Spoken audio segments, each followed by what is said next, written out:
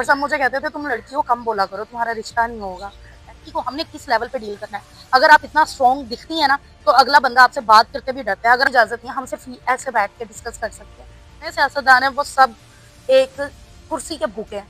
आप देखिए अब क्या वो कर रहे हैं कि कहीं से पीटीआई बाहर ना निकल आए। लोग एहतजाज के लिए निकले, उन्हें पकड़ लिया गया, इमरान खान को जेल में डाल दिया गया कि वो किसी हाल में भी बाहर ना निकले।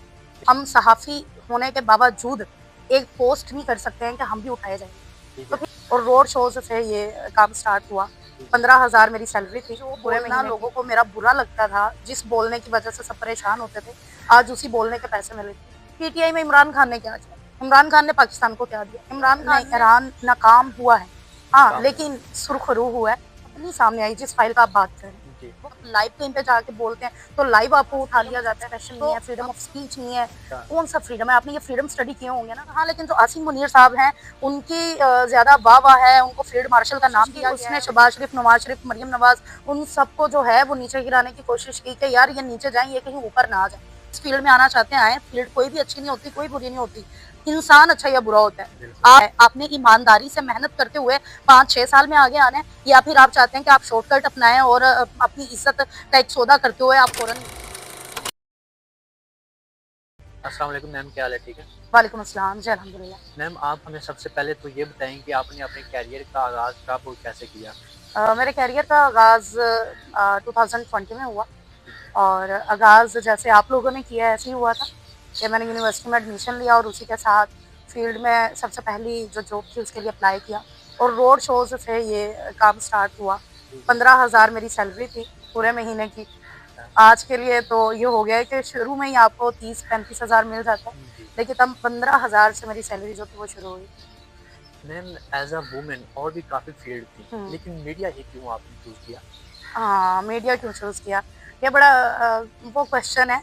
शौक होता है आपको। मीडिया मेरा शौक था और उसका अंदाज़ा मुझे तब हुआ जब मैं काफ़ी ज़्यादा बोलती थी, मैं तकरीरी मुकाबलों में हिस्सा लेती थी और सब मुझे कहते थे तुम लड़कियों कम बोला करो, तुम्हारा रिश्ता नहीं होगा, ऐसे होगा, वैसा होगा। लेकिन देन मेरे एक सर थे, उन्होंने मुझे कहा कि यार तुम इतना बोलती हो, तुम एंकर क्यों नहीं बन जाती? अच्छा। मैं उस टाइम सेकंड ईयर में थी और जिस सिटी से मैं बिलॉन्ग करती हूँ, लिटरली मुझे नहीं पता था एंकर किसे कहते हैं। अच्छा।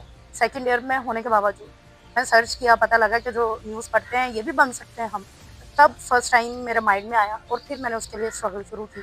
और तब से ये मेरा शौक था मीडिया में आना और अपने बात के मुताबिक, अपने हुनर के मुताबिक।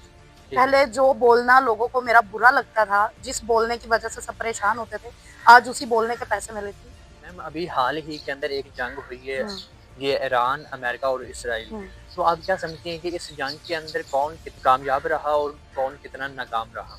अच्छा, अभी नाकाम अगर हम देखें प्रॉपर हर चीज़ को देखते हुए, तो मैं समझती हूँ कि ईरान ईरान का बहुत लॉस हुआ है। कामयाब हुआ है ईरान? नहीं, ईरान नाकाम हुआ है। हाँ, नाकाम हुआ लेकिन सुरखरू हुआ है। सर उठा के ईरान ने जंग में हिस्सा लिया, पीछे नहीं हटे और उन्होंने एक मुसलमान होने का ये पुख्ता सबूत दिया है कि हम जंग से पीछे हटने वाले नहीं हैं, शहादतें देकर। ठीक तो है। वो शायद अभी पीछे इसी वजह से मुझे लग रहा है, बिकॉज़ जो मर्ज़ी हो जाए, अमेरिका काफ़ी स्ट्रॉन्ग है और ठीक अभी है। हम मुस्लिम ममालिक इस हद तक स्ट्रॉन्ग नहीं हुए कि हम अमेरिका का मुकाबला कर सकें। ठीक और है। इसराइल को अमेरिका साथ दे रहा है, वो उनके साथ है। तो मेरे ख़्याल से अभी तक मुस्लिम ममालिक पीछे है, ईरान पीछे है और दुआ यही है कि जल्द से जल्द ये जो जंग है ये ख़त्म हो और इनकी जो आपसी मुलाकातें हैं, बातें हैं, वो पूरी हों। ठीक है। अच्छा मैम, एक बात और भी कही जाती है कि आवाम के अंदर ये बात आम है कि ये जो जंग है ये सिर्फ हुँ, एक फाइल को छुपाने के लिए ठीक है। की गई है। हुँ। तो आपका इसके बारे में क्या वाक़ई इस तरह का कोई बात है?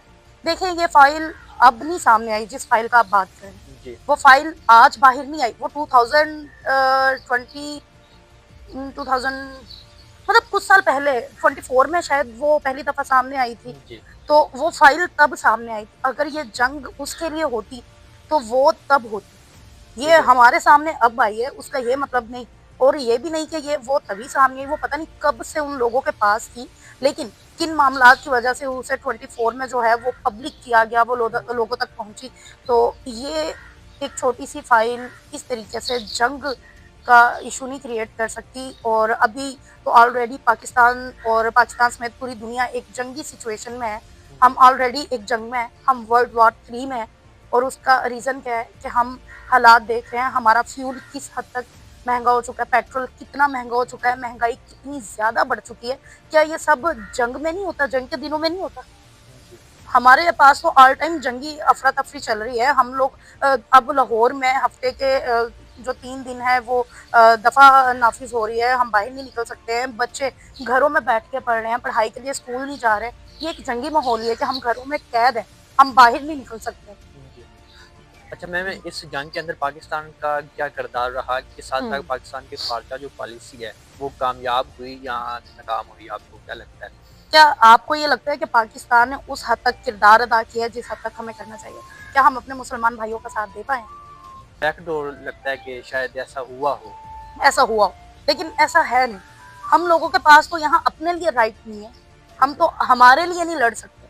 क्या हम ईरान या फ़लस्तीन के लिए लड़ पाएँगे? नहीं। क्या आपको राइट है कि आप अपने लिए आप बोलना चाहते हैं और आप किसी हुक्मरान को पसंद नहीं करते और आप बाहर निकल के वो झंडे गाड़ दें, आप बोलें नहीं कर सकते, हमारे पास राइट ही नहीं। हम अपनी मर्ज़ी से कुछ भी नहीं कर सकते। अच्छा, आपके कहने का ये मकसद है कि जो भी ये मुल्क के अंदर हुँ। रैलियाँ, एहतजाज किया जाता है फ़लस्तीन के लिए या ईरान के लिए, ये उनसे फ़ायदा है, इसका कोई फ़ायदा नहीं। इसका कोई फ़ायदा नहीं है, एहतजाज अलाउ ही नहीं है हमें। हमारे तो एहतजाज फ़लस्तीन के लिए हो या अपनी ज़ात के लिए हो, पकड़ लिया जाता है। अच्छा, अपनी आवाज़ पहुँचाने के लिए क्या करना चाहिए? आज के दौर में पाकिस्तान में रहते हुए अपनी आवाज़ पहुँचाना ना सबसे डिफ़िकल्ट है। हम सहाफ़ी होने के बावजूद एक पोस्ट नहीं कर सकते हैं कि हम भी उठाए जाएँगे। ठीक तो है। फिर एक आम इंसान जिनके हम रिप्रेजेंटेटिव हैं, जिनको हम शो करते हैं, जिनके लिए हम बोलते हैं, जिनकी हम आवाज़ हैं, तो हम उनकी आवाज़ कैसे उठाएँ? हम तो अपना सवाल नहीं रख सकते। ठीक तो है। आज के दौर में अगर आप सोशल मीडिया पे पोस्ट करते हैं, तो हर तरफ से नज़र रखी जा रही है कि आप कोई ऐसी बात ना कर दें कि जो हुकूमत के खिलाफ हो, जो हमारे इदारों के खिलाफ हो। अगर आप टीवी देख लें, टीवी में आपको बोलने की इजाज़त नहीं है। अगर आप जी। लाइव कहीं पे जाके बोलते हैं, तो लाइव आपको उठा लिया जाता है। तो अब तो इवन आप व्हाट्सएप ग्रुप्स में भी चैट नहीं कर सकते हो कि यार बिल्कुल। फलाँ-फलाँ कर रहा है, फलाँ-फलाँ कर जी। रहा है। इतनी इजाज़त नहीं है, हम सिर्फ़ ऐसे बैठ के डिस्कस कर सकते हैं और ठीक ऐसे है। ही हम तब्दीली ला सकते हैं। अच्छा, पीका एक्ट जो लॉन्च हुँ। किया गया है, क्या इसका सहाफ़ी ज़िंदगी पे कोई असर अंदाज़ हुआ है? सहाफ़ी ज़िंदगी पर असरअंदाज़ काफ़ी हद तक होता है, काफ़ी हद तक नहीं हुआ। मतलब कि पीका एक्ट को कई जगह पर लागू किया गया है। हाँ, उसके अंदर कहीं-कहीं जाकर हमारे लिए इश्यूज़ होते हैं, लेकिन मैं समझती हूँ हम तो पहले ही बाउंड हैं। जी। आज के सहाफ़ी के पास फ्रीडम ऑफ एक्सप्रेशन नहीं है, फ्रीडम ऑफ स्पीच नहीं है। अच्छा। कौन-सा फ्रीडम है? आपने ये फ्रीडम स्टडी किए होंगे ना, जी, कि ये बिल्कुल। सारे फ्रीडम्स हैं। हम जी। अपनी मैंने अपनी मास्टर्स मीडिया स्टडीज़ में किया, तो मैंने पढ़ा कि जी, सहाफ़ियों के पास ये फ्रीडम है। बिल्कुल है। जब हम अब काम करते हैं तो हमारे पास तो कोई फ्रीडम नहीं है। हम तो जी। पहले ही एक एक्ट में दबे हुए हैं। ये पीका एक्ट लागू होकर और कितनी पाबंदियाँ हम पर लागू हो जाएँगी। सिर्फ़ कहने का मकसद ये है कि आज के सहाफ़ी के पास वो इख्तियारात नहीं है, वो कलम की पावर नहीं है, वो ज़ुबान की पावर नहीं है, जो आज से पहले हुआ करती थी। तो अच्छा। आज हम खुद एक कठपुतली बन चुके हैं और हम वही बोलते हैं जो सुनना चाहता है हमारे इदारे, हमारे हमारे ऊपर जो लागू किया जाता है कि ये बोलना है, वही बोल सकते हैं, हम अपनी मर्ज़ी से नहीं बोल सकते। अच्छा मैम, फ़ौज के बारे में एक कंसेप्ट पाया जाता है, तो मैं आपसे बस हुँ। ये पूछना चाहूँगा पाकिस्तान आपको क्या लगता है कौन-सा आर्मी चीफ़ पाकिस्तान के लिए अच्छा साबित हुआ है? हुँ, ये आसिम मुनीर साहब, जनरल कमर बाजवा, जनरल नवाज़ शरीफ, इन तीनों में से हुँ। कौन-सा अच्छा जो पाकिस्तान के लिए बेस्ट साबित हुआ है? मुझे तो सारे के सारे ही अच्छे लगे हैं बेसिकली। मैं किसी को भी जज नहीं करूँगी। हाँ, लेकिन जो आसिम मुनीर साहब हैं, उनकी ज़्यादा वाह-वाह है, उनको फ़ील्ड मार्शल का नाम दिया गया है और उसकी वजह ये है कि उन्होंने जंग होने पर जिस तरीके से पाकिस्तान का जो सर है उसको ऊँचा किया है, हमें फ़ख्र से बुलंद किया है और हमें जो जीत से उन्होंने नवाज़ा है, वो उसकी वजह से उनके इरादों ने, जो उनकी स्पीचेज़ हैं, जो वो जाकर पाकिस्तान के लिए उन्होंने बोला, जो उन्होंने रिप्रेज़ेंट किया उनके अल्फ़ाज़, वो उनका एक जो पूरा का पूरा करैक्टर है, वो लोगों के लिए एक मोटिवेशन है। ठीक वो है। हमें मज़ीद एक भरोसा दिलाते हैं और बाकी आर्मी अ, हमारी वो एक सुपर पावर हम आर्मी को हमारी कह लें कि अगर वो ना हो, तो हम आज शायद इतनी आज़ादाना तरीके से बैठ ना सकें। आपने देखा जब जंग हुई, अभी पिछले दिनों इंडिया ने हमला किया, अफ़गानिस्तान का मसला बना, तो हम घर पर सुकून से सो रहे थे लाहौर में रहते हुए। मैं अपना बताती हूँ, मुझे एक रात डर नहीं लगा कि यार मेरे घर पे आके मिसाइल गिर जाए। अच्छा। एक रात मुझे डर नहीं लगा, मैं सुकून से सोई हूँ। उसकी रीज़न हमारी पाक आर्मी है। हमारे ठीक वो है। नौजवान हैं, जो हमारी जगह खुद शहीद होते हैं। ठीक है। तो उन लोगों के लिए जो आर्मी को बुरा कहते हैं या बुरे अल्फाज यूज़ करते हैं, उनको ये नहीं भूलना चाहिए कि ये वही नौजवान है जिनके बच्चे आज जो हैं वो यतीम हुए बैठे हैं, जिनकी माएँ हैं उनके पास उनके बेटे ही नहीं रहे, बीवियाँ हैं जो बेवा हुई बैठी हैं, और वो वही शहीद नौजवान हैं जिन्होंने हमारी खातिर, पाकिस्तान की खातिर अपनी जान दी। जी। पाकिस्तानी सियासतदानों को क्या पैगाम दें? भई मेरे तो सियासतदानों के लिए ना पिछले 6 साल से जब से मैं फील्ड में आई हूँ, एक ही बात है, मैं किसी सियासतदान के साथ नहीं हूँ। उसकी रीज़न क्या है, यहाँ पे जितने सियासतदान हैं वो सब एक कुर्सी के भूखे हैं।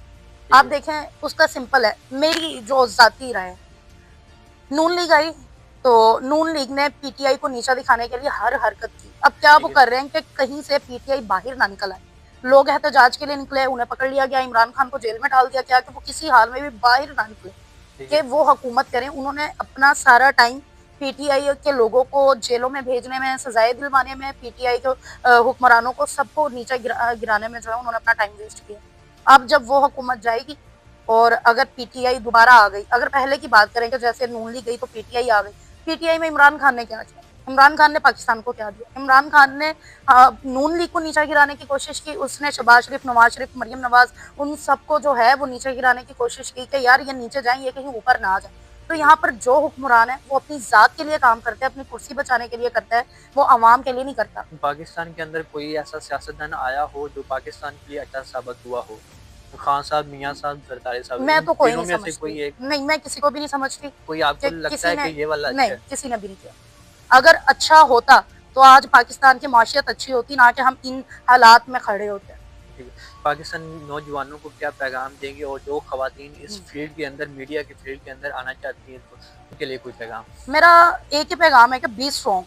हाँ, बहुत सारे लोग आपको शुरू में कहेंगे कि ये फील्ड अच्छी नहीं है, यहाँ पे दरिंदे हैं, यहाँ पे वहशी लोग हैं, मतलब ये सब मैंने भी सुना है, लेकिन उसकी रीज़न है आपका बिहेवियर, आपका एटीट्यूड, ये डिफाइन करता है कि इस लड़की को हमने किस लेवल पे डील करना है। अगर आप इतना स्ट्रॉन्ग दिखती हैं ना, तो अगला बंदा आपसे बात करते भी डरता है। अगर आप इस फील्ड में आना चाहते हैं, आएँ, फील्ड कोई भी अच्छी नहीं होती, कोई बुरी नहीं होती, इंसान अच्छा या बुरा होता है। बिल्कुल। आपने ये डिसाइड करना है कि आपका क्या है, आपने ईमानदारी से मेहनत करते हुए 5-6 साल में आगे आना है, या फिर आप चाहते हैं कि आप शॉर्टकट अपनाएं और अपनी इज्जत का एक सौदा करते हुए आप फौरन ही ऊपर आ जाएं। तो ये आपके हाथ में है, बाकी अल्लाह बेहतर करते हैं। फिर ठीक है मैम, बहुत-बहुत शुक्रिया कि थैंक आपने यू। अपनी इस तरह की मज़ीद इन्फॉर्मेटिव वीडियो देखने के लिए हमारे यूट्यूब चैनल को सब्सक्राइब करें और साथ ही घंटे के आइकन को दबाएं ताकि हमारी आने वाली नई वीडियो आप तक बर वक्त पहुँच सके।